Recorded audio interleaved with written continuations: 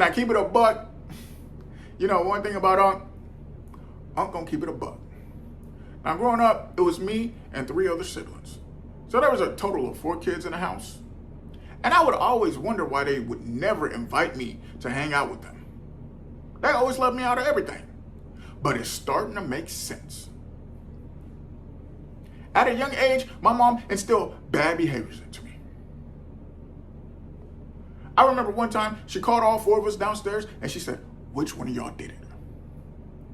Now I'm looking around, because I know it wasn't me. Then she proceeds to say, "If y'all don't tell me, all 4 of y'all are going to get a whooping." Needless to say, all 4 of us got a whooping that day. Then she closed the door after she finished whooping me and said, "I know it wasn't you, but you're going to continue to get whoopings if you continue to hang out with them. Make better choices." So I walked out the room and I had an epiphany. I'm going to start snitching. So from that day on, whenever I seen them do something goofy, I whipped out my phone and left a tip. Now I remember one day, she had just baked some cookies, right?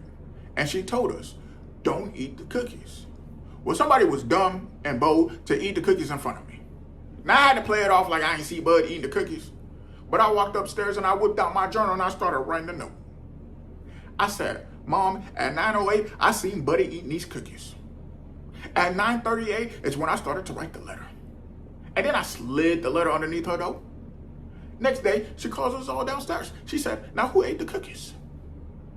I'm grinning, because I know I ain't getting in trouble for this. So everybody's saying, "Not me, not me, not me." So she said, "We know who ate the cookies because they done wrote a note, snitching." And then I got a whooping that day. So I got a whooping for snitching after you told me to make better. Make it make sense.